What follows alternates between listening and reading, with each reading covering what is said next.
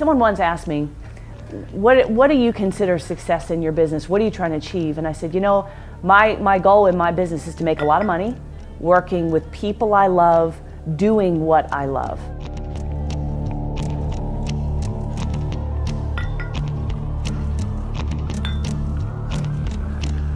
There's a lot of entrepreneurs that start and they just want to, you know, make a little money. They don't want to really grow a business. But the minute you decide to do that, you're entering into the best personal development seminar you've ever signed up for. Because running a business is going to challenge you in every single way you can think of. Emotionally, physically, you know, mentally, every way you can think of, a business is going to challenge you.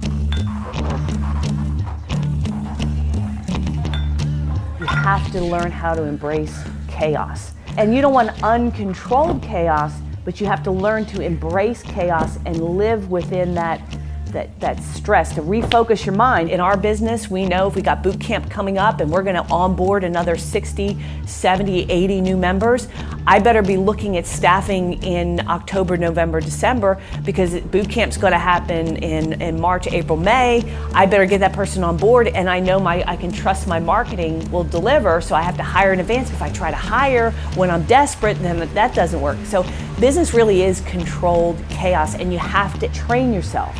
It's not a skill that you're just kind of born with. You actually literally train yourself to be able to operate in a chaotic, busy, hectic, overwhelming environment, because that's how business gets moved forward. Robin is probably approached weekly from people in other industries that are asking her to replicate this process for other industries, and she turns them down. You know, we eat, sleep, breathe, and live marketing and sales solutions for the IT industry. So when you talk about Robin and her knowledge base in that industry, I mean, there's no one that knows more or knows better how to market and sell IT services than Robin Robbins in this company. Robin is very inspirational in the fact that she took an industry that she knew a lot about, marketing, and she coupled it with an industry, technology, that has people that are very much not creative and salespeople. It's almost the polar opposite. And she was able to provide this industry with resources that they wouldn't have otherwise had. Well, me as a coach, geez, how do you sum that up? You know, like I said, it's like drinking from a fire hose. You know, I've had people say that, you know, they love the ass kicking, you know, because I'm tough, I'm direct.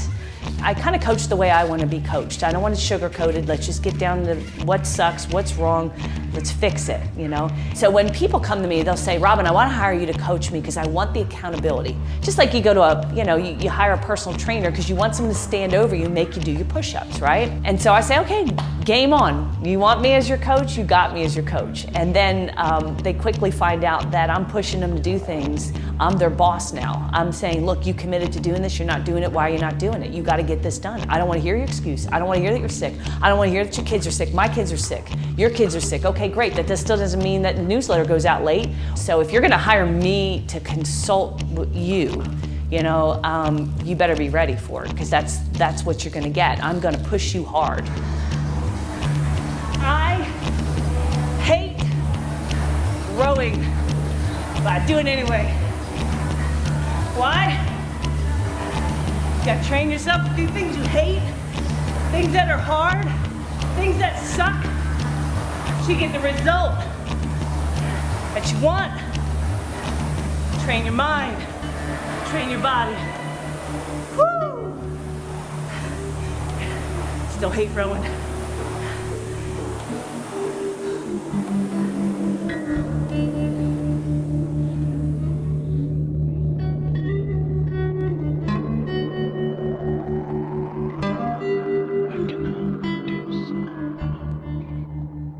Robin Robbins, I want to tell you about her. Asking your prospective customer to buy often results in some sort of an objection or resistance to your price. Robin, she specializes in selling to IT companies. She is the top marketing advisor in the world to the IT industry, and she's got over 3,100 of them to invest in her very high-level training and coaching, which is amazing. She's going to focus on a very important area for everyone here: how to eliminate sales objections and erase price resistance. Please give it up for Robin Robbins. I want to share with you a strategy that we've been using at my company and I teach my clients that has helped us to dramatically improve our chances in closing the opportunities that we get in front of, okay? So just to kind of give you an idea, we are closing roughly between 23-24% of the raw leads that we generate, and we are closing 70% when they get to the point where they're actually talking to a salesperson, and it's for a $3,000 product. And what it is instead of handling objections the way most sales trainers teach you, it's about thinking about what the objections are going to be in advance and killing them before they've ever been brought up. Because I think sales training fails in the sense that they teach you how to handle objections. And I believe that if you try and handle an objection once the customer has delivered it to you, you're not handling anything, you are arguing with them. But I got some notes here. This one, thank you for the phenomenal Salesapalooza event. The knowledge you shared with us is invaluable. I wish you good health, happiness, and great success. So that's why I think when you build your sales presentations, you have to know what the objections are in advance, and you build it into your presentation and you deliver it as an educational piece of content. And Susan Marr says, Robin, thank you for putting together the Salesapalooza program. It was exactly what we needed. And I really appreciate the time, effort, and brutal honesty. All the best, Susan Mars. So for example, the way I teach my guys to handle that objection is we actually have a report that I wrote, actually, which is what you should expect to pay for IT support in like LA, if we were in LA, okay? Now, this is a report, it's very well written, it's well researched, it shows the different pricing models of how the industry charges, what the average price is, it talks about gotchas in a contract, some things that are excluded and what you want to look for. Now, when we give that to a prospect in advance of the sales meeting and we ask them to read it, or even in the sales meeting itself, we reference parts of this and say, well, according to the industry research that we've done, I can tell you that this is what most people charge. Yes, we're a little bit higher, but this is why we're a little bit higher, and you give an intelligent answer to that. Now the prospect's more likely to trust you and more likely to buy. I think it can become sort of routine for us, but we got to remember that, you know, these people, this is like, for them, this is revolutionary, like talking about how you raise your prices, how do you close a deal. I mean, some of them have like no knowledge of any, they don't know how to sell, they don't have a framework of it, they don't know the fundamentals, and so, you know, this is all part of what we do. I have very specifically chosen to work with small business owners. I want to work with the guy or the gal who's hungry, has genuine ambition. They really want to step up, they want to play a bigger game, they're just trying to figure it out, and they need encouragement, they need direction. That's my guy, that's my gal, right? I think people could say that I'm an underdog and look at my background and say, well, you really didn't have, I mean, you're homeless when you're 12, you really didn't have a strong parental figure like growing up in your teenage years. I mean, my mother was there, but just the worst programming ever.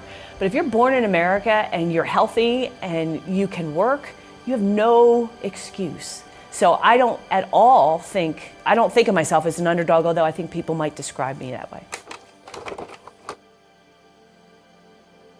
I'm one of 5 kids. I was born in Folsom, Pennsylvania, which is kind of a suburb of Philly. And, you know, Mom was in a religious cult, so it was kind of a weird growing up. My father was not. Of course, you never realize how weird your family is until you start looking at everything seems normal until you look around, you're like, wow, shit, I'm not the Brady Bunch. Going back to when I was maybe like 11 years old, I knew my father and my mother were not seeing eye to eye. My mother was in this religious cult. It's called First Century Gospel. Don't believe in medicine, so you pray over everything. I mean, they won't even take an aspirin, like nothing.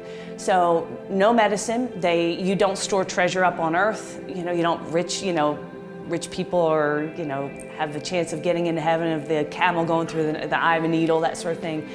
The women that grow up in the church, you're not supposed to further your education. You know, your education is you learn to cook, you learn to take care of your kids, you marry, your husband is the head of the household. You know, even in church, the women cover their head as a sign of submission. So you're supposed to get married, pop out 15 kids because they don't have birth control. And, you know, 5 kids later, you know, here we are. But they were having trouble in the marriage. And I understand, I mean, being married to somebody who won't go to the hospital. So Dad met somebody at work, and it really destroyed my mother because he wanted a divorce. And she didn't know how to handle it, because in the religion you get married for life. Your husband's your everything, and here he found somebody else. And one of the most significant things that happened to me in my young life was that my mother and my sister and I, my sister's a year younger, we went down to the Jersey Shore with some church friends. And when we came back, the locks were all changed on the locks on the doors were changed. And I remember us walking up to the front door, and she couldn't get in, and my father wasn't there. And there was just a note on the door that said, "Sorry, you're gonna have to find someplace else to live." And my mother just completely, totally lost it. And I just distinctly remember her sitting in the rental car, sort of her feet like out the door with the door open in the middle of the street with all the neighbors watching, and she is bawling, and just having this emotional breakdown. And one of the church members took us in, but we were homeless at that point. It was a very anxious situation. And my father said, "Look, my obligation now is up. I don't have to send you child support anymore." And I remember it was a summer night, and I was sitting on the steps. The garbage cans were right there. I could smell the garbage. And it was a hot summer night, and the cars, it was like a real busy street, so the cars are flying by. And I remember just sitting there going, what am I gonna do? Like, at that moment, I said, that's it, I'm done. I'm done here, with this religion. I'm done living with you. I'm done with all of this bullshit. And I threw everything I could into the middle of my mattress, like my blanket, and I just tied everything up, and I left.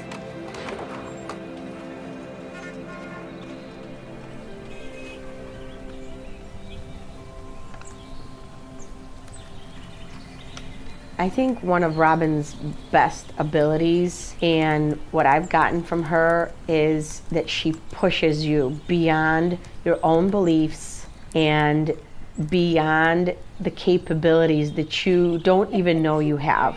There is no option for failure. She doesn't see any barriers, doesn't see any reason why you can't accomplish what you present in front of her. Any problem that you have, she somehow turns it around into an opportunity. I never thought I was going to be here today. You hear stories about entrepreneurs, you read their books, and they say, "Oh, I knew I was going to be an entrepreneur because I was selling magazines or newspapers, or I was shoveling snow, and I, selling Girl Scout cookies or something. I knew I was going to be an entrepreneur." I never knew that ever. I mean, I didn't know I wanted to be an entrepreneur even into my 20s. When I got fired from that job, I started looking for another one. I just sort of had that greatness thrust upon me because I could not find a job, and I figured, what the heck, let me go for this, let me make this happen. Buying meat is an important job for any homemaker. We spend about 25 cents out of every food dollar for meat. First job that I got was working for a company called Country Fresh Foods. Country Fresh Foods was a company that sold frozen meat in 6-month and 1-year quantities, like in-home sales presentations. And then once you buy that, then you suddenly realize, well, I guess I need a freezer. And then they would sell you a freezer. It was crazy. I mean, when I think about it today, I'm like, this is the craziest thing ever. The job I got was just administrative assistant. I think I was making minimum wage, but to me that was like unbelievable money. I was doing that for a little while. My big break came when I go to the office one morning. The owner of the company's there and the vice president's there, and they're in the general manager's office, and I'm looking, I'm like, well, what's going on? They said, well, we had a little problem. Harvey, who's the guy who ran this telemarketing department, well, he got nabbed for tax evasion. So he's not gonna be showing up because he's in prison. So they looked at me and they said, "Hey, Robin, why don't you sit in the sales room? Why don't you just manage people? Make sure they show up on time, leave on time, make sure they're not dialing 900 numbers, that sort of thing." And I thought, well, let me see if I can pick up the phone and make an appointment, because they were paying $10 for an appointment. You set an appointment. So I remember the first couple of times I was like, oh my God, this is awful, because people hang up on you. The searing hate that comes through on the other end of the line when you call somebody 8 o'clock at night trying to schedule an appointment. I mean, when you learn to overcome that, you learn to overcome anything. But one of the sales guys had some old Zig Ziglar tapes, VHS. So during the breaks and in between the shifts, because there's 2 telemarketing shifts, I'd watch these Zig tapes and I'd learn selling, and I'd go in there and I'd try it. And I was actually pretty good at it. So, well, I got to get into computers. I had no idea what that meant, get into computers, but I was like, I know that's the wave of the future, technology, computers. So I put together a little resume. I looked in the newspaper and there was companies running job fairs for IT people. And I went to these job fairs and I handed out my resume and I said, no, you're not looking for somebody who's got like appointment setting skills. Like I have no technology skills, I have very little work experience, but I'll be the hardest working person if you'll give me any job. I'll work hard, I'll learn, I'll figure it out, right? Robin knows a lot about technology. She really does a lot of homework. And to me, it's not that she knows a lot about technology, it's more that she knows everything about the technology industry. Okay. It is pouring down. Robin is just a constant student on sales, on marketing, on business. And it's not just a surface level of what she's going after, of where she will dig into the numbers. She'll question what someone is. She'll go to an event or a speaker that she trusts, someone like Dan Kennedy, or she'll go to that event just for that 2 days in person, even if it's that one or two little things that are going to be an improvement in the business. So I get into corporate America and I start doing the same thing. I just start picking up the phone and calling, because the only training they gave me was the 2-part sales training, which is good luck and hang in there. And because I didn't know different, I just would hammer the phones.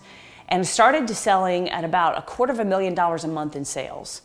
And I was crushing it. Then I'll close out the ticket. Just feel free to let me know if you need anything else, okay? Thank you. MXO is a managed services application development provider. We focus primarily on outsourcing technology support to small, mid-sized businesses. Here locally in the Chicagoland area, and then we do have some clients nationwide, mostly on the application development side. But for the managed services component, it's all pretty much local based here in Chicago.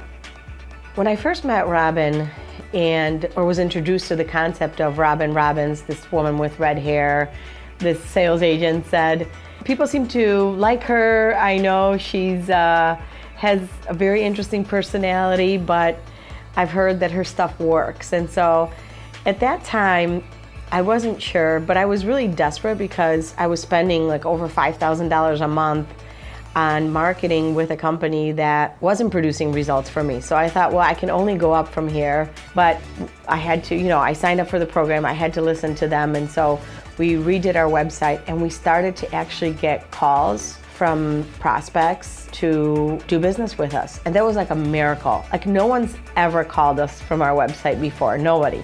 It was very different from what I had, but the results started coming in. So I thought, well, it must work. What do I know? So that was really exciting. I mean, everybody in the company was excited. And from that moment, when I saw that it was actually working, I thought, I got to implement the rest of this. The results that we have seen, the direct results would be obviously revenue. One of the recommendations from joining the program with Robin was to have a marketing manager. Don't be cheap. Hire a dedicated person. You can try and do it on your own at first to learn how to do it, but then have a person that's going to help you and be dedicated for that. So Karen is the one that we hired for that role, and I truly believe that Karen is also successful because of the system that we provided her with. There's no discovery or anything. Joanna has always been a visionary and an implementer, but I have seen firsthand since joining Robin Robbins and implementing a lot of Robin's campaigns and strategies that in addition to being an implementer, Robin has helped us become metrics driven. And it's all about not only implementing, but about measuring. Robin always likes to say, what is measured will improve, and what is measured and reported on will improve exponentially. So we do that daily, and we hold each other accountable in everything that we do. If you get around somebody who's successful, don't ask them what their failures were. I think people ask that because they want some sort of connection. Are you really human? Did you just all happen? It was so easy. Was it lucky? Was it like, tell me how you screwed things up so I feel more normal. I think that's why people ask. But you don't want to ask people about their failures, because what you really want to understand is their belief systems. And this sounds really weird. I used to work for Tony Robbins. I worked for Tony several years ago. You know, before I started the company, and was the best year of learning that I ever had. It was the best internship because I think I made $14,000 that year. But what I learned was absolutely priceless. And Tony has a strategy. He said, if you ever want to know how to achieve something in life, all you got to do is find somebody else who's getting those results and model what they do. You want to be a better parent? Find somebody who's an awesome parent. Find out what they do and model it. If you want to lose weight, go find somebody who's lost weight. Ask them how do they eat, what do they do, how do they do it? And it's such a simple concept, but it's amazing to me how many people sit at their office and they're trying to figure this all out on themselves. So Tony taught me the concept of modeling, but the key he taught me is don't just model their tactics, because the tactics aren't where the magic is. Where the magic is in the belief system. I just focused on being the best value creator I could. I focused on being the best I could at my game, at speaking, at delivering content, at running a good business. So I started just kind of picking up jobs, just like hustling the phone, calling people I know, networking, you know. I didn't have any money. And what got me into the IT industry was because of my background in selling IT training classes, right? So it was like CNE, MCSE. There's an industry association called CompTIA, and CompTIA was the inventor of a certification called the A+ certification. And you know, rolling back 20, 30 years, you didn't throw away a device. You actually, just like a TV, you went to a TV repairman and you had it fixed. And that's what the A+ certification was. You know, you could learn to literally fix computers or build machines and equipment. And so I had this relationship with CompTIA, and I reached out to them, and they hired me to do a 6-month teleseminar series, because webinars weren't even the thing. So I started doing this, and it was a huge win. I mean, the people were loving it. I was getting testimonials, and I was doing a good job, and I got this client and this client and this client, and then it just suddenly dawned on me, I'm like, this is my niche. Everybody knows small business in some way, shape, or form. That's the backbone of America. I mean, just middle America, right? It's the small businesses. And so for me, and even having, you know, my dad, he was restaurant business growing up, and so, you know, he was always coming in late and working the long hours, but, you know, he always made time and everything else. But being able to help people that are in that same situation, you know, whether their aspirations are to just grow it, to be able to step back, you know, maybe they want to grow their business to a point where they can sell it. Maybe they've got a few kids they're trying to, you know, prep and get through college. But a lot of these guys, we see the shift, right? When they come to us, and maybe for years, they could be in business for 5, 10, 15 years plus, and maybe it was more of a lifestyle job for them, or that's how it started out. They didn't want to work for somebody, right? So they go start an IT company and really don't know how to do it or how to grow it, so it's word of mouth and it's just kind of chugging along, but maybe they lose a client or two and they just don't have any predictable way to bring in new business. And then at some point it shifts that mindset, right? From going of a lifestyle job to an investment that they decide they want to grow. And you know, when the student is ready, the teacher will appear. So when they hit that point and they find us, it's amazing when somebody comes ready with batteries included, what they're able to do and accomplish with this company and with Robin's help.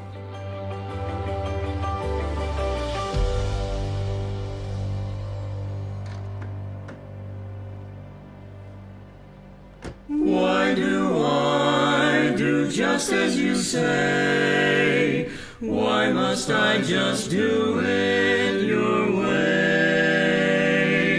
Yes, I work so hard, I just couldn't win till we met. It had to be you, Robin Robbins, just you. Around and finally found the somebody who was a marketing guru. Nobody else wants to give me a car, just the world's best marketing czar. It had to be you, Robin, it's true. It had to be you. For thank you, morning, night, and noon. That's why it had to be you. Only you.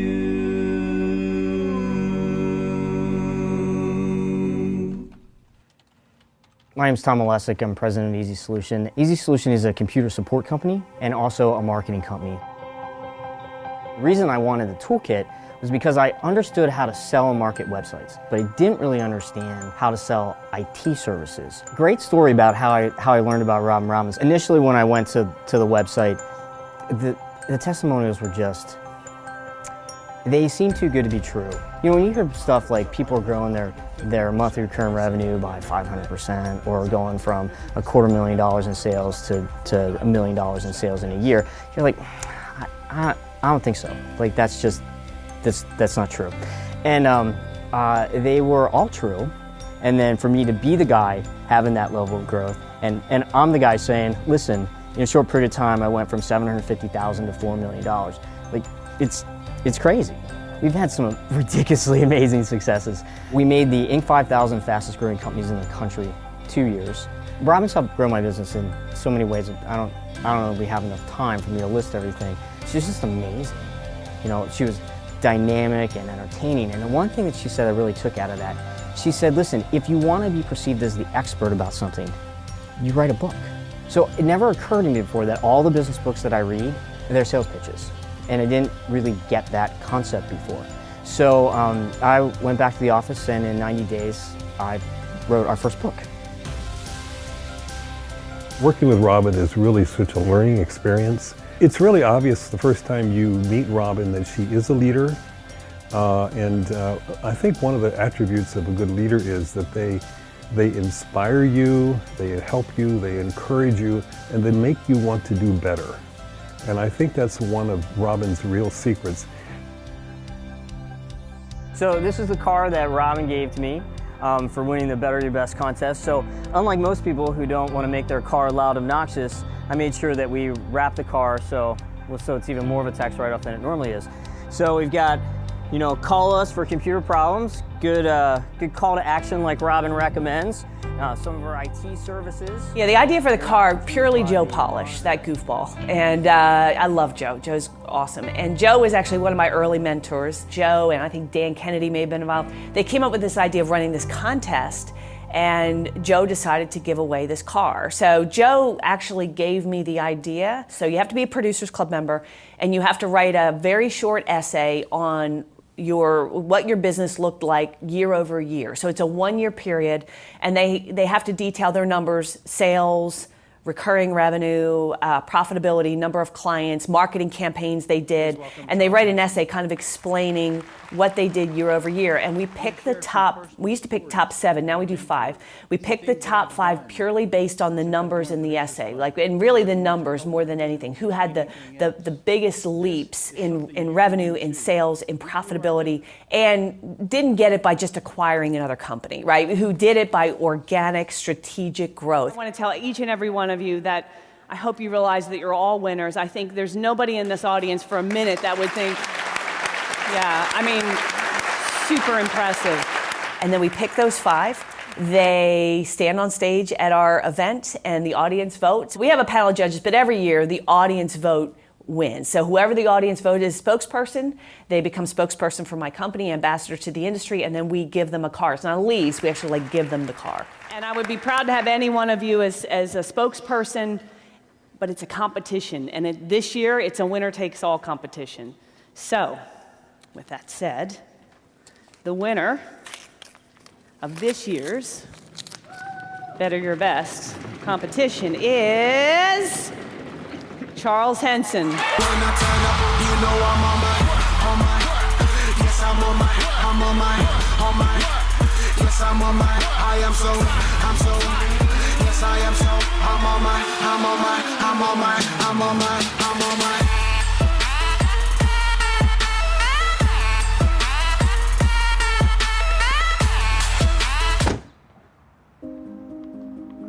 I mean, think about it. You're competing for a car, right? And you're doing marketing. You're keeping up with your leads. You're looking at your profitability, and your profitability starts increasing. You fire $285,000 worth of clients, right? That's a lot of revenue you let go. And then to watch your profits actually increase because you're not wasting time going out there. It's something that's really hard for your brain to really absorb. But the side effects, right? The side effects of going after the car is the extra revenue. It's the extra income. It's the extra business. It's the business growth.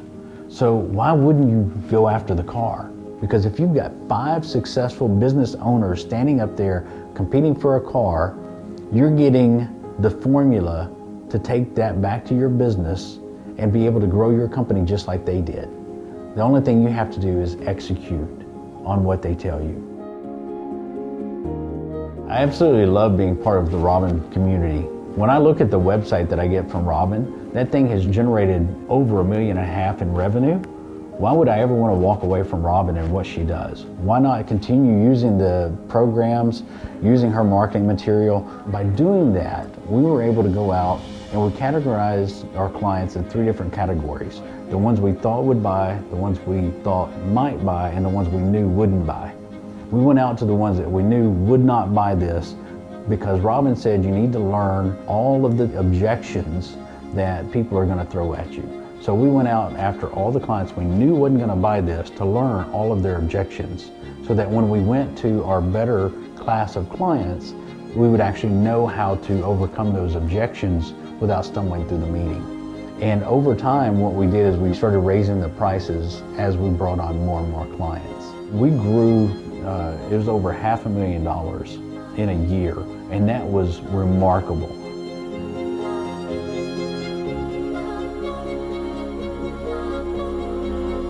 And the people that Robin brings to the table, I mean, you can learn so much from these people.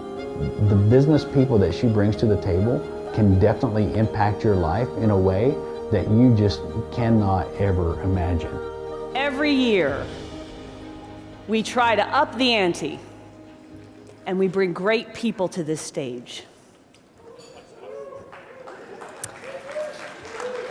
People who have overcome incredible challenges, like Diana Nyad, who swam in shark-infested waters with jellyfish that'll kill you all the way from Cuba to Florida. We have a lot of great events. I mean, we put on some really amazing events, and Robin has done such an amazing job of finding key people that are really, really specialized and really great at what they do and honing in on that. Ladies and gentlemen, I'm here to tell you today that our next speaker is none of those things. He is the dirty jobs guy. Help me welcome Mike Rowe.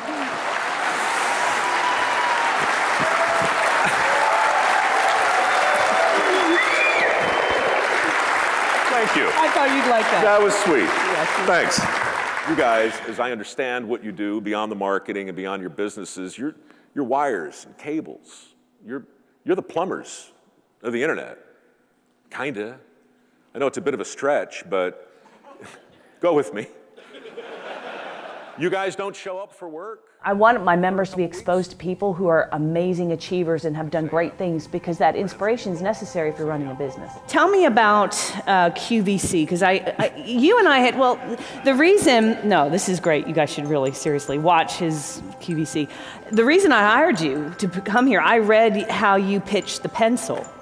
The first steady gig I ever had in television was hawking things on the graveyard shift at the QVC cable shopping channel. The thing I took from that was useful was a feature benefit approach to life. So in sales anyway, for me, you know, if somebody hands you a pencil, you can say it's a number 2 Ticonderoga pencil and then you're done and then you never get hired to work on QVC, which could be a blessing. Or you say it's yellow. That's the feature. The benefit is why? Why is it yellow? Because your desk drawers are cluttered, and when you open your drawer and look down, you need to locate that pencil with all due speed. You're a busy person. You don't have time to rifle through your drawer. You want that canary yellow to pop, and you want to bring out that pencil and fill out your purchase order and get on with your life. That's why it's yellow. Why is it number 2? I'll tell you why. Because number 3 is too damn hard, and number 1 is too damn soft. Right? You want a number 2? My whole career turned out to be based on number 2. I want a number 2 pencil, right? You ever notice the eraser? Robin ultimately wants to help as many people as she can, and so she does everything she can to get the people who we're selling to use the material because she knows if they use it, they'll find success.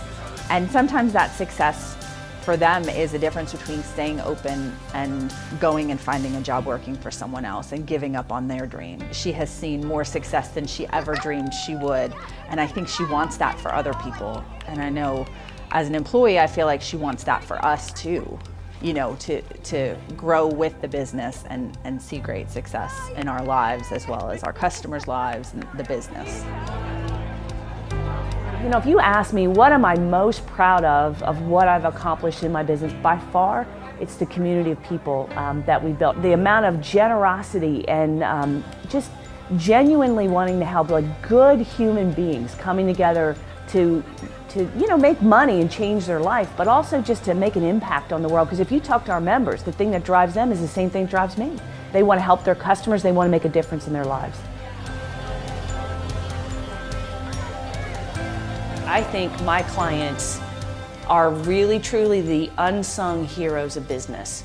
They get treated like the plumbers, right? No respect. They're like the Rodney Dangerfield, like no respect, you know? And they get beat up from their customers all the time about price and you're not doing a good job. And I'm telling you, the job that they're given to do to keep your network up and running is one of the single most difficult things that you can do in business. The one thing about my community, I'll tell you, is they want to help people. They genuinely want to help people. They want to be useful. They like figuring things out. They're smart, and they really don't get the credit they deserve. And so I really appreciate them, and I want to do everything I can. Our company should do everything we can to help these men and women running these IT firms to realize how valuable they are, to raise their game, to raise their business, get more respect, get good quality clients, and grow their business. I think they really deserve that.